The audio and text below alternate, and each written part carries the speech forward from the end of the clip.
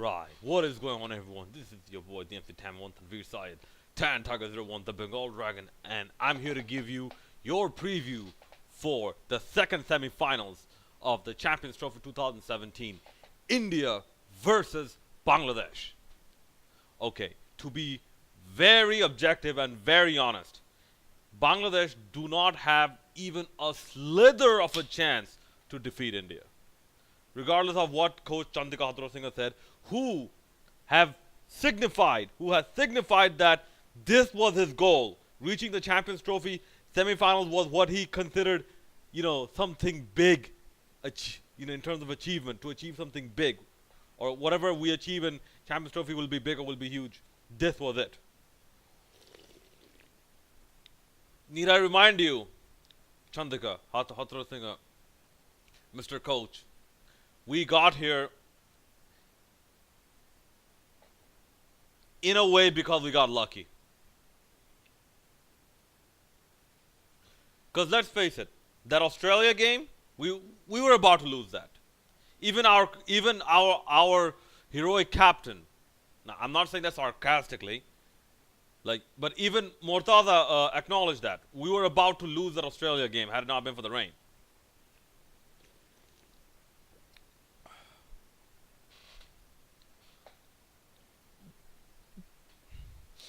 But yeah, so in a way we still have doubters. Yes, we're the second best team in South Asia. There's no doubt about that.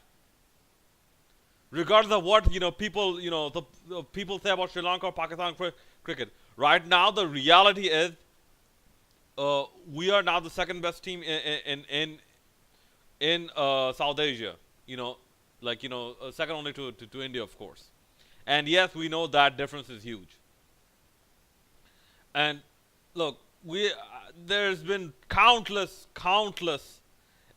excuses made about all this nonsense that Pakistan are in a transitional phase, Sri Lanka transition. Yo, how long did the transition take? Bangladesh were in a transition phase 2. How come Bangladesh's transition went so smooth? It's not like Bangladesh did not change anything at all.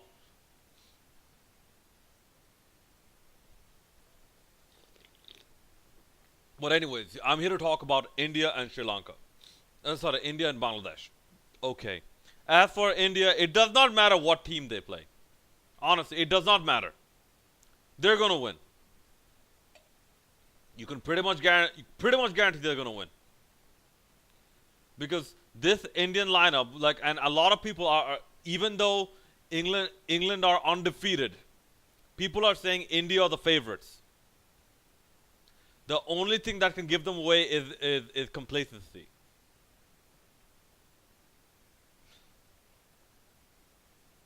Because even if their bowling is not the best, and although I expected a bit more from Bhuvneshwar Kumar,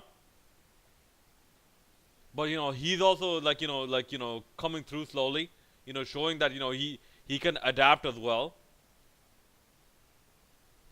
It is India's batting that's their strongest asset. It's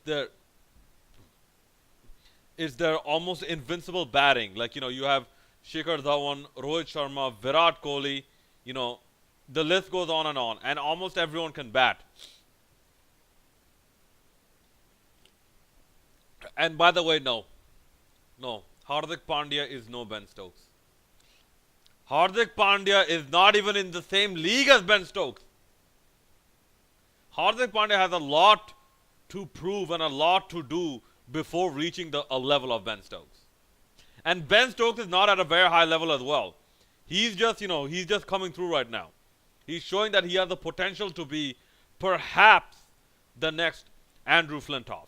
But he has a long way to fill those shoes. Not the next Jack Callis. No. And guys, let's get the hierarchy straight here. In the modern day, Andrew Flintoff does not sit at the same table with Jack Callis. Andrew Flintoff sits in the junior table in the same room as Jack Callis, where Jack Callis occupies the main course table.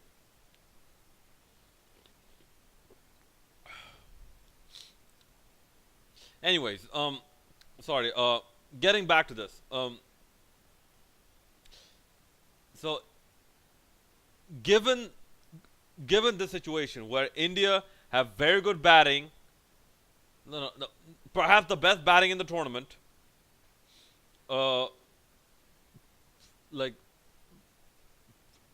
good bowling. I won't say even pretty good, actually good bowling, and some some very good fielding as well. They have been causing some. They have been causing some run outs. Some good amount of run outs. So this is the secrets of a possible, the possibility to a very small chance, because this is what it is right now. A very small chance of Bangladesh women winning might be possible. Bangladesh winning might not be possible, but a very small chance of it might be possible. So this shows you how much the odds are stacked against Bangladesh. One, what Bangladesh should do. One, no bad bowling. And they must do all of these. No bad bowling. Two, no extras. Okay. Like overthrows and extras. Every run will hurt Bangladesh a lot. Okay. Three, spinners must be economical. I'm talking to you, Waqib Al Hassan. I'm talking to you. Must be economical. Mosaddaq Hussain must be economical. India will have looked at that last match against New Zealand and seen what Mosaddaq Hussain did in the death overs. And they will plan. Must be economical. Same with the fast bowlers in the death overs. 4. Limit your bouncers. We see Rubal Hussain and Taskin Ahmed and even sometimes Murtaza get too trigger happy with short pitch bowling. Limit them, especially Murtaza, who does not have the pace for short pitch bowling. 5. No misfields. No misfields. Cannot afford misfields, give away extra runs. 6. No drop catches. I'm sick and tired of Bangladesh, dropping catches in crucial games. Cannot afford that. 7. No loss of any more than one early wicket in the batting innings. 8. At least 40 runs in the first power play. At least 40. Like, this is the limit. 40 for one. Anything worse than that, Bangladesh will lose. 120% Bangladesh will lose.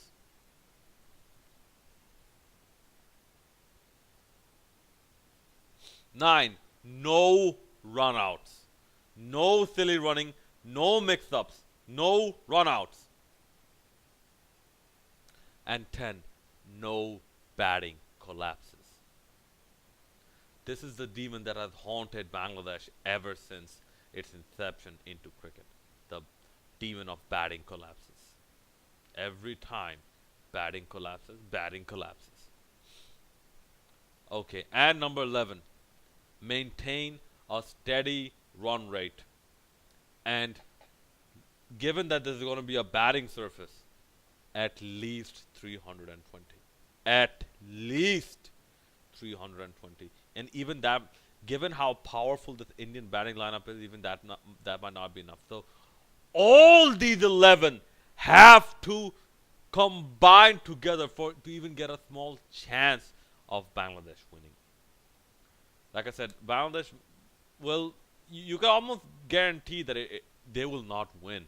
And England India finals is pretty much it's almost like it's scripted. You can almost say it's scripted because this is the big money match. Like that might draw the most revenue, ad revenue, or whatnot. TRP, like rating points, whatnot. But still, that marketing aside, from a sports perspective, um, from a sports perspective, Bangladesh, they have little to no chance of winning. In fact, what most likely will happen, first of all, Bangladesh are not going to win. Okay. And one thing, I'm sick and tired of a lot of the people being this content with Bangladesh losses. That's not how a team on the rise or a team who achieves to be the best should act. A team who achieves to be the best should actually feel bad about losses. They should not feel good about. They should not feel good about them. They should feel bad about them, see what they did wrong, and then come back and improve on those things and what they did wrong. That's how the the major big teams act. So Bangladesh, you should act that way as well. And you have a very good coaching staff with you right now. Tilan Samaravira, I'm looking at you. Coach these boys on how to deal with the Indian bowlers. Courtney Walsh, I'm looking at you. Coach these boys on how to deal with the Bangladesh batsmen. That being said, my squad for the Bangladesh would remain unchanged. Compared to the one that played New Zealand. Let me know what your squad will be in the comment section below. I really want to see how, if you would change up this Bangladesh team, diverting from the four-man pace attack. Like if you think something else would be better, who would you bring into this side? All right, that's about it. I'm looking forward to your comments and suggestions. Please do leave them because I really want to see like what you guys think about any possible strategies of maybe Bangladesh winning, if there's a chance.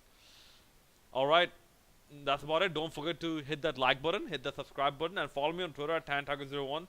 And a big shout out and thank you to all of you who already have subscribed to me on YouTube and follow me on Twitter. This is MC Tam on the Side, the Bengal Dragon, signing out.